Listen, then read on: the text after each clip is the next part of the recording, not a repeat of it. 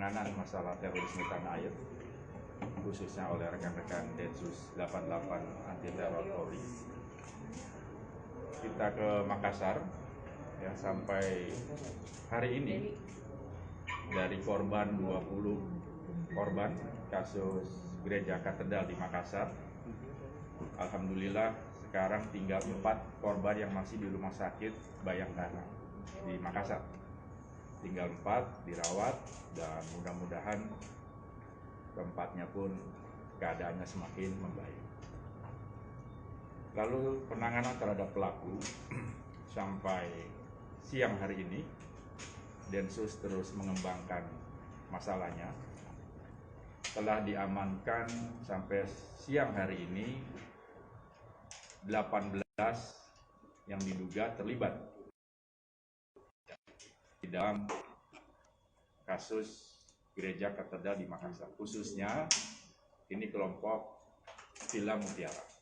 Sudah 18 dan salah satu otak pembuat bom yang digunakan untuk meledakkan, saudara W, ini laki-laki, itu pun telah turut diamankan. Kasus tetap dikembangkan terus, diusut, sehingga betul-betul kelompok Villa Mutiara ini bisa dituntaskan. Kemudian untuk penanganan yang lain, di NTB tetap 5, kemudian di Jawa Timur ada 2 sekarang yang diamankan, kemudian di Jakarta sudah 7 ya, yang Condet dan Bekasi.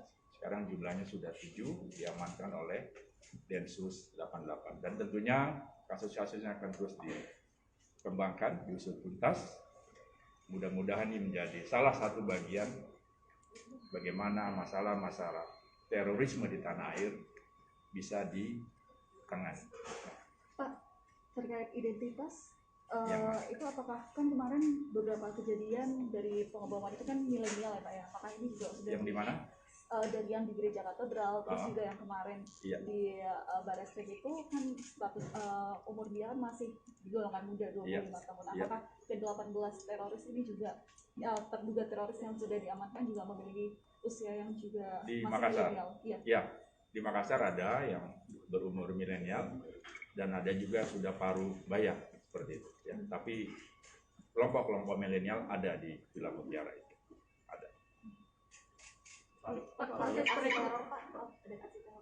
Teror yang ZA seperti kita ketahui bersama ya.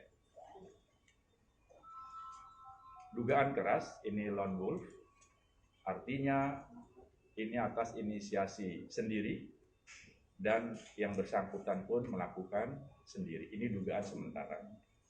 Walaupun demikian tentunya Densus tetap mendalami jika ada kelompok atau jaringan yang ada di balik aksi ZA kemarin ya.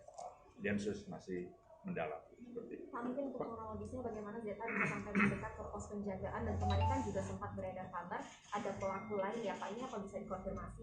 Jadi satu hal yang tidak bisa dihindari oleh Polri sebagai salah satu tugas pokoknya adalah pelayan masyarakat. Ini sesuai dengan pasal 13 Undang-Undang Kepolisian Negara Republik Indonesia. Tugas pokok Polri adalah salah satunya sebagai pelayan masyarakat. Jadi ini satu hal yang tidak bisa dihindari ketika markas-markas kepolisian didatangi oleh masyarakat yang memiliki kebutuhan daripada pelayanan Polri. Kasus kemarin juga serupa seperti itu ketika yang bersangkutan ZA datang seakan-akan menjadi bagian masyarakat yang membutuhkan daripada pelayanan Polri. Telah masuk di bagian pintu belakang Mabes Polri dan telah dilakukan pemeriksaan. Pemeriksaan yang tentunya telah sesuai dengan prosedur yang ditetapkan untuk pengamanan di markas-markas Polri, khususnya di Mabes Polri. Yang bersangkutan masuk di pintu belakang dan seperti biasa seakan-akan seperti masyarakat yang memiliki kebutuhan akan pelayanan Polri masuk dan tiba-tiba melakukan aksinya ya, di pos pengamanan bagian depan seperti itu. Ya lagi, gimana? Ada indikasi dia sebelum masuk itu sudah mau memantau atau apa Pak di mabesnya Pak? Enggak ya, dia datang seperti masyarakat yang membutuhkan pelayanan Polri seperti itu. Ya. Kalau Lone Wolf itu perekrutannya seperti apa sih Pak? Kalau Lone Wolf itu perekrutannya seperti apa sih Pak? Lone Wolf itu inisiasi sendiri dan melakukannya sendiri. Tapi pasti kan dia mereka mendapat itu semua. Sekarang ini internet kan luar biasa. Apapun dari internet, dari media sosial, semua bisa dia dapatkan.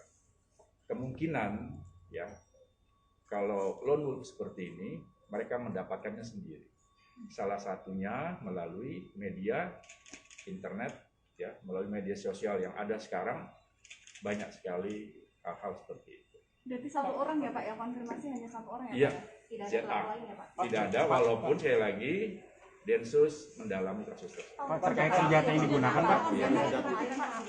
Ya jelas ini masih didalami masalah senjatanya, karena juga ditemukan salah satu kartu tanda anggota dari sebuah klub menembak.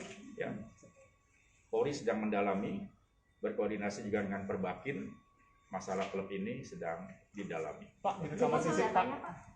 Kenapa? Jenis senjatanya Enggak senjata benar. Itu nanti kita koordinasi dengan klub. Karena biasanya yang mengeluarkan itu atau bisa didapat dari klub dan juga langsung dengan KTA-nya. Ini sedang kita dalami masalah senjata ya. Sedang didalami ya. Pak, ZA ini kan sedang terlihat menembak Pak dari CCTV. Itu petugas ada yang kena nggak? Alhamdulillah tidak ada petugas yang terluka dengan aksi ZA kemarin. Berarti tidak ada satupun tembakan yang terkena ke petugas ya? Sampai saat ini tidak ada petugas yang terluka dari aksi ZA kemarin. Pak, dan ZA harus dilumpuhkan Pak ya? Kenapa? Posisi ZA itu harus dilumpuhkan ya Pak, kan yang disayangkan itu bisa ditangkap atau seperti apa? Tidak ada. Situasi sekarang ya, ketika melakukan penyerangan dan dilihat menggunakan senjata yang bisa mematikan, tentunya apalagi masuk ke markas Polri, ini sah saja ketika dilakukan pelumpuhan seperti itu. Awalnya ingin melumpuhkan. Pak, kenapa bisa lolos senjatanya Pak? Kenapa? Kenapa bisa lolos senjatanya Pak? Kalau Kenapa? dilakukan pemeriksaan. Nah ini makanya tetap ya kita lakukan audit masalah pengamanan. Kita lihat nanti dari hasil audit apabila memang ditemukan kekurangan, kelemahan, ini akan kita perbaiki. Ya. Mudah-mudahan hari ini sudah. Masalah pengamanan markas kepolisian tidak hanya di Mabes, tapi seluruh wilayah markas-markas kepolisian tentunya pengamanannya akan lebih baik lagi ya, dan terus meningkatkan kewaspadaan. Nah, kalau dari lidik sementara Pak, senjatanya ditaruh di mana ya Pak? Enggak, bawa dia. Kalau dari lidik sementara senjata ditaruh di mana Pak? Kenapa? Senjata yang digunakan sama dia disimpan di mana? Ya. Sampai bisa masuk lolos itu. Lah itu yang masih kita dalami karena tersangkanya kan ZA meninggal dunia. Kalau dia berdasarkan CCTV dimungkinkan dia masukkan di ya, bagian tubuhnya entah di pinggang atau di mana ya, dan itu kenyataannya memang lolos dari penjagaan ya. Ini sedang diaudit masalah pengamanan kita Sempat ada ya. pemeriksaan badan nggak Pak terhadap senjata ini sebelum masuk ke dalam Mabes atau pemeriksaan tanah, kan mungkin senjata bisa sampai Ya, ini sedang didalami ya sampai lolos seperti itu. Dan sekali lagi itu menjadi bagian audit bagaimana pengamanan di Mabes Polri. Dan juga sekali lagi markas-markas polisi di wilayah. apakah memeriksa anggota yang di petugas Ya pasti itu diperiksa ya untuk lebih memperjelas bagaimana ZA bisa sampai masuk dan melakukan aksinya di Mabes Polri. Kalau Perbakinnya sudah terkonfirmasi Pak? Bagaimana? Perbakinnya sudah terkonfirmasi benar profilnya? Ya nanti akan kami sampaikan. Yang jelas berkoordinasi dengan Perbakin tentang KTA tersebut dan bagaimana klub menembak tersebut. Nah, kita koordinasi dengan Perbakin masalah. Pak, selain pistol atau itu atau airgun itu ada senjata tajam nggak di bawah ZA? Sementara itu tidak ada. Pak, kalau Penanganan di sekitar Mabes Polri bagaimana ini? Ya sudah, kita dengan peristiwa kemarin tentunya banyak belajar dari itu semua. Saya katakan tadi kita mengaudit bagaimana pengamanan di Mabes Polri. Mudah-mudahan semakin baik, waspada lebih tingkatkan. Mudah-mudahan ini tidak terulang lagi kejadian-kejadian semacam ini di Mabes Polri maupun di markas-markas kepolisian di wilayah. Ada tambahan penjagaan nggak Pak? Bagaimana? Ada tambahan penjagaan nggak? Penjagaan tetap, ya. Penjagaan tetap, hanya diperketat ya. Masalah pemeriksaan dan sebagainya ini akan lebih diperketat lagi. Pak, apa ada di pos pengamanan kemarin ini yang meloloskan senjata, apakah akan diberikan sanksi atau seperti apa? Ya kita periksa. Kita periksa apabila ada kelalaian, ada SOP yang dilanggar, ya tentunya akan diberikan tindakan. Jumlah petugas sana ada berapa orang Pak? Yang akan diperiksa terkait dengan Itu kan fluk gitu ya. Itu ada tugas pagi sampai malam, malam sampai pagi. Ya. Itu diatur oleh Yanma untuk pengamanan markasnya. Pak Rusdi akan diperiksa. Pak Rusdi, kemarin kan kalau misalnya melihat motif dari pelaku ini kan pertama ketika datang langsung menanyakan di mana letak kantor posnya. Yeah. Nah, apakah dari para petugas yang memang bertugas di kantor pos itu juga diperiksa? Mungkin apakah memang memiliki indikasi permasalahan dengan yang bersangkutan atau tidak? Karena kan tujuan pertamanya kenapa langsung ke kantor pos dan tidak menyerang ke lokasi lain gitu Pak? Ya. Apakah ada wawancara juga? Ya ini pemeriksaan tentunya, juga? ya toh. Polri sekali lagi, ya tugas pokoknya ketika melayani masyarakat. Ketika yang bersangkutan menanyakan kepada petugas, ya tentunya petugas akan melayani dengan baik. Ketika ditanya di mana posnya, ya akan menunjukkan seperti itu. Dan ternyata ada rencana lain dari yang bersangkutan. Pada prinsipnya, sesuatu yang tidak bisa dihindari ketika Polri melaksanakan tugas sebagai pelayan masyarakat. Tentunya akan melakukan sebagai pelayan masyarakat yang terbaik. Seperti itu. Senjata pelaku itu termasuk senjata yang bisa diperoleh di pasaran? Itu masih didalami teknis seperti itu. Pak, Ya. ini airgun betul nggak Pak? Masih didalami oleh Densus. Terkait map kuning yang kemarin dibawa sama pelaku itu Pak, isi udah ada konfirmasi belum Pak? Itu hanya map kuning saja. Isinya masih didalami oleh Densus. Kemarin kan kata Kapolri ada tulisan-tulisan di dalam map Ya, kuning. itu dia. Itu masih didalami oleh Densus. Isi-isi atau tulisan yang ada dalam map kuning masih diteliti, didalami oleh Densus. Oke? Rekan sekalian, terima kasih. Ya. Sedikit Pak, yang mengenai bom Makassar, benar nggak kalau pelakunya itu sedang dalam keadaan mengandung hamil 4 bulan? Kita belum dapat informasi itu. Nanti kita tanyakan pemeriksaan dari Pusdokes untuk bisa memastikan itu, karena kondisi tubuh ya dari yang bersangkutan sudah bercerai-berai seperti itu. Ya. Pak, pelaku itu di demo dari kampus atau karena permasalahan terorisme juga? Nanti kita dalami masalah itu. Yang jelas sudah semester 5 harus meninggalkan kampus. Nah, kita meneliti lagi, mendalami penyebabnya ketika semester 5 harus meninggalkan kampus. Ya. Pengamanan pasca dong Pak, jumlah personil seluruh Indonesia berapa sih Pak? Yang jelas begini, rekan-rekan sekalian, sekali lagi, pasca dalam kepolisian masuk dalam kalender Kamtibmas. Kalender Kamtibmas adalah satu kegiatan yang tiap tahun berulang dan selalu akan terjadi, termasuk pasca. Pasca adalah tiap tahun ini kegiatan yang rutin dilakukan oleh masyarakat, khususnya umat Nasrani. Karena udah kalender Kamtibmas, berarti sudah ada persiapan pengamanan untuk kegiatan pasca itu sendiri.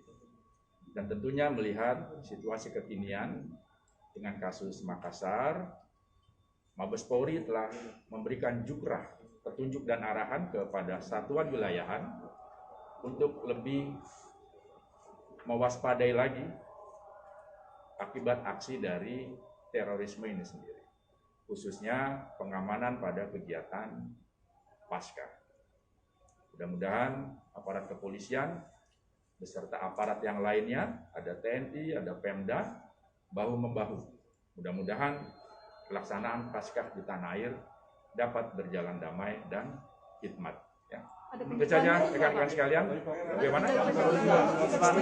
Itu sudah standar, ya. Pengamanan dari gereja sebelum dilakukan kegiatan gereja pasti akan dilakukan sterilisasi. Itu yang pertama. Yang kedua, pintu-pintu masuk gereja tentunya diamankan oleh petugas bersama-sama dengan petugas gereja melakukan pemeriksaan terhadap barang-barang yang dibawa. Itu standar. dan itu akan dilakukan. Itu menjadi bagian bagaimana kegiatan di gereja nanti dapat berjalan dengan damai dan dengan hikmat.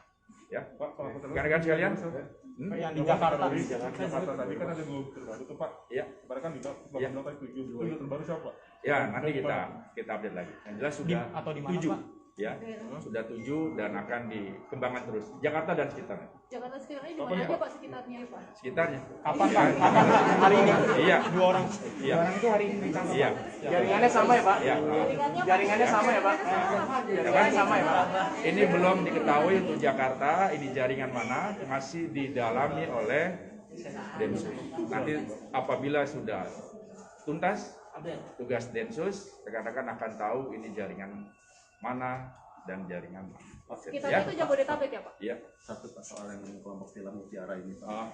Jadi sejak kapan sih mereka dibentuknya dan cara perekrutan anggotanya itu seperti Itu sudah lama, sejak Ustadz Basir, ya toh, sejak tahun 2015 dan sebelumnya itu sudah ada, ya toh, Film Mutiara ini yang sekarang menjadi perhatian kita bersama, aktivitasnya di Makassar. Sudah cukup lama itu. Kalau rekrutan itu gimana Pak? Kenapa? Rekrutan mereka bisa Rekrutkan jelas Film Mutiara. klaster terdekat itu dari keluarga biasanya. Bapaknya masuk, ngikuti, istrinya diajak. Bapak ibunda bawa, dia akan bawa anaknya terdekat saja, yang terdekat yang akan dia bawa. Itu menjadi bagian yang termudah bagaimana bisa mempengaruhi orang-orang tertentu dengan paham-paham seperti ini. Ya, oke, makasih.